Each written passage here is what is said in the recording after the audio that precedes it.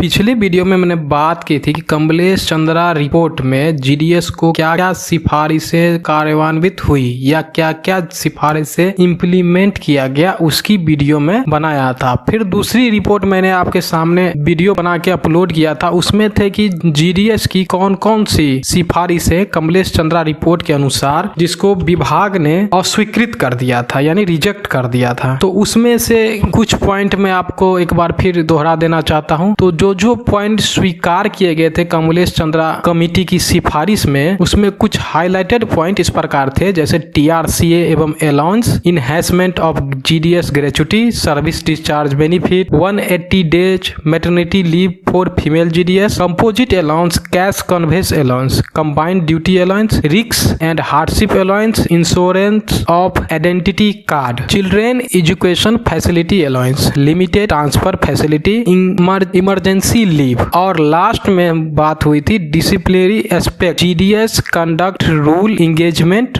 2020 को लाया गया था। तो ये महत्वपूर्ण पॉइंट है जिनको कमलेश चंद्रा रिपोर्ट में स्वीकार कर लिया गया था। फिर हम लोगों ने बात की थी कि दो प्रकार के ऐसे मुद्दे भी थे जिसको विभाग ने रिजेक्ट कर दिए। वो थे मेल जीडीएस के लिए पैटर्निटी लीव और encashment facility of paid leave. तो ये दो मुद्दे वैसे थे जिनको सरकार ने एक तरह से नकार दिया था। तो मैंने दो वीडियो में आपको बता दिया था कि एक वो मुद्दे जिसको कमलेश चंद्रा रिपोर्ट के तहत सरकार ने स्वीकार कर लिया और दूसरा वो जिसको पूर्ण रूप से रिजेक्ट कर दिया गया। लेकिन आज जो हम बात करने वाले हैं उसमें हम ये बात करने वाले हैं कि वैसी कौन सी सिफारिश है जो अभी सरकार के द्वारा अंडर एग्जामिन या अंडर प्रोसेस है, जिसको लेकर विभाग और कमिटी द्वारा रिकमेंडेड जो यूनियन है उसके तहत वार्तालाप बात विमर्श चल रही है और उसको धीरे धीरे एक स्टांस वाइज को लागू किया जाएगा, जिसको रिजेक्ट नहीं किया गया है। तो आज की वीडियो में हम जान लेते हैं कि वैसे कौन से मुद्दे पॉइंट हैं जो हम लोगों को मिलेंगे, भविष्य में मिल सकते हैं या इसको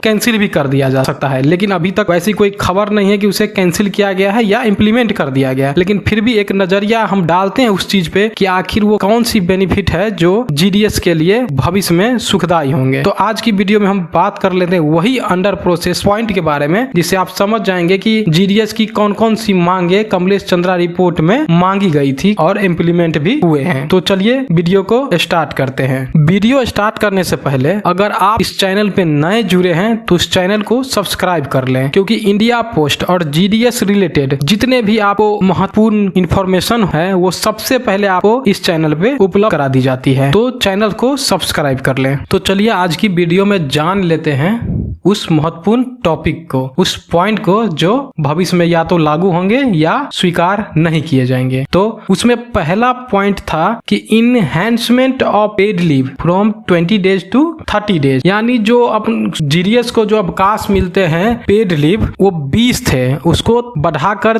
30 करने के लिए कहा गया था, जिसको विभाग ने अभी अंडर प्रोसेस रखा है। आपको पता होगा कि जीडीएस के जो पेड लीव होती है वो 20 दिन का होता है और उसके अलावा उसे 5 इमरजेंसी लीव मिलते हैं, उसके अलावा उसको कोई भी लीव नहीं मिलता है। तो इसीलिए इस कमिटी ने उस अवकाश को ही 20 से बढ़ाकर 30 दिन कर दिए की सिफारिश की थी, लेकिन इसे अंडर प्रोसेस रखा गया है। दूसरा पॉइंट था एक्स, वाई और जेड श्रेणी के शहरों में सहायक शाखा पोस्टमास्टर यानी एबीपीएम को समेकित भत्ता यानी कंपोजिट अलाउंस, तो कंपोजिट अलाउंस एबीपीएम को मिलना था, इसको भी अंडर प्रोसेस रखा गया है। तीसरा सबसे इंपॉर्टेंट पॉइंट जो मेरी नजरों में वो था कार्य घंटों को बढ़ाकर 8 घंटा किया जाना, यानी जीडीएस का जो वर्किंग आवर है उसे 8 आवर का दर्जा दिलाना। और अगर 8 आवर का दर्जा मिल जाता तो हम लोगों को विभागीयकरण से बहुत मदद मिलती, विभागीयकरण होने से, क्योंकि किसी भी विभागीय कर्मचारी का दर्जा पाने के लिए 8 आवर की ड्यूटी बहुत जरूरी है। तो जिसे अभी तक रिजेक्ट नहीं किया गया है, यानी इस पे कुछ बात विमर्श होगी। हो सकता है इसमें 8 घंटे से कम 6 घंटे या 7 घंटे कर दिए जाएं, क्योंकि 8 घंटे ना के बराबर उम्मीद लगता है, क्योंकि 8 घंटे जब ही होगा तब ये डिपार्टमेंटल की श्रेणी में आ सकते हैं और विभाग नहीं चाहता है कि जीडीएस को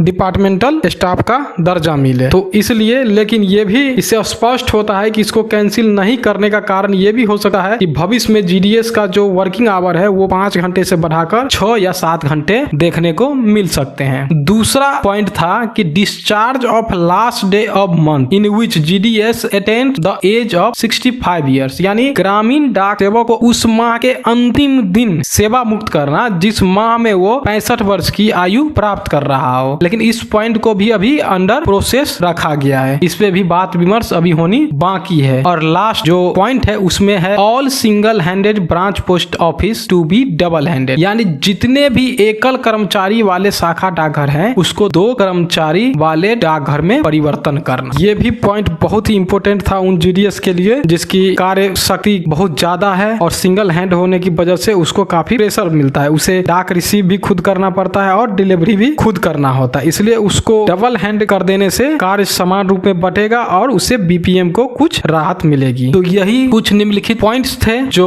GDS कमलेश चंद्रा रिपोर्ट के तहत इसको स्वीकार किया जाना है या वो स्वीकार नहीं किया जाना है। तो यही थे कुछ इंपॉर्टेंट महत्वपूर्ण पॉइंट जो कमलेश चंद्रा कमेटी रिपोर्ट के अंतर्गत इंप्लीमेंट होना बाकी है या अंडर प्रोसेस है। तो आज की वीडियो में बस इतना ही। नेक्स्ट अपडेट के लिए आप बने रहे हमारे चैनल के साथ और देखते हैं GDS का सबसे भरोसेमंद चैनल GDS 24/7। धन्यवाद।